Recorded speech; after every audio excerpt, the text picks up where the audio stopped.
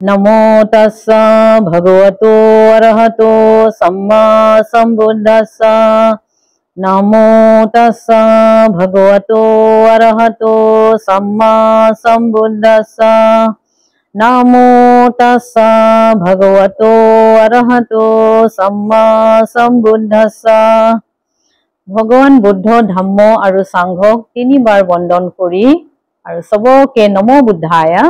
जोवाबार आमी देखिलु जे राजकुमार सिद्धार्थर एटा लरा हय एटु तेर कारणे एटा बाधा है और हेतुर मते लराटुर नाम राहुल हल। राहुल माने बाधा। राजकुमार राजमहलলৈ घुरी आहिले और हेई रातित रजा शुद्धोधने नाती पुआर उद्यापनत बहुत सहरर विख्यात गायक गायिका और नाचनी मातिले और राजमहलत बहुत डांगर पार्टी दिसिले।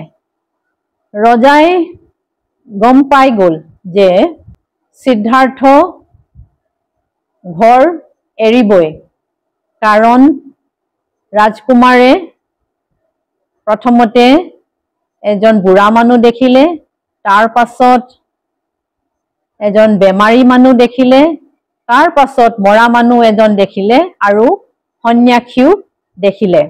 तथापिও रजा शुद्धोधने शेषबाৰৰ कारणे देशर विख्यात गायक गायिका नाचनी सकलक माति राजमहलत डांगर पार्टी एटा दिए जाते सिहते राजकुमार सिद्धार्थक सुखी करिब पारे।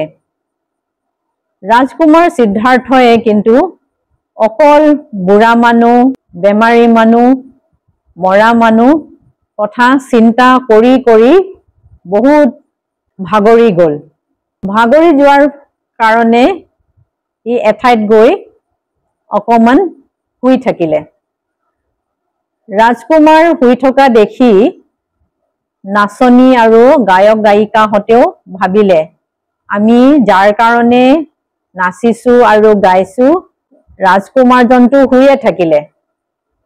हिहतेও बहुत नाचार कारणे भागरी गल।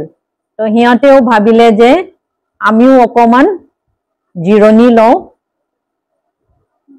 और तेनेकुवाई सबेई जिरणी लबलै धरिले। किसुमाने चकीत हुई गइसे किसुमाने सोफात हुई गइसे किसुमाने मजियात हुई गइसे और निशा पाउते राजकुमारे हार पाले।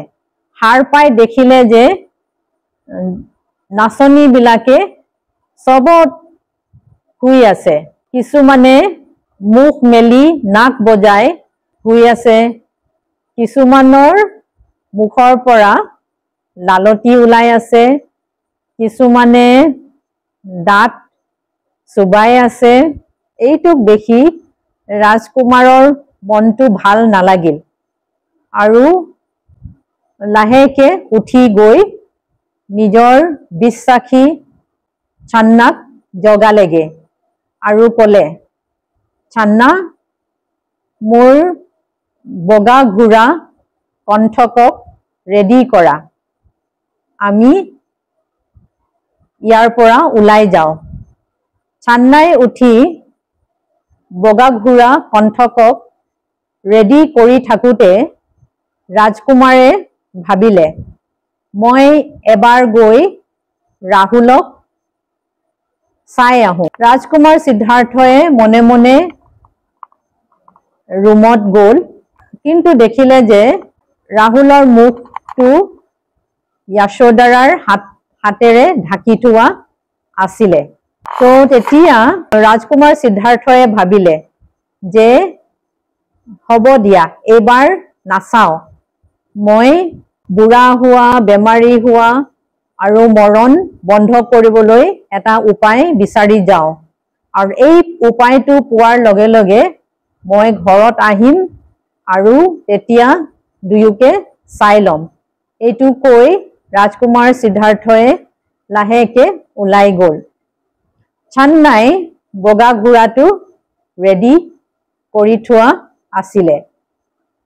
ৰাজকুমাৰ সিদ্ধাৰ্থয়ে ঘোঁৰা উঠি কপিলাবস্তুৰ পৰা ওলাবলৈ মেইন গেটৰ ফালে গ'ল। মেইন গেটৰ ফালে পোৱাৰ লগে লগে পিছফালে ঘূৰি চাই আৰু ভাবে কপিলাবস্তু ইমান ধুনীয়াকে শুই আছে।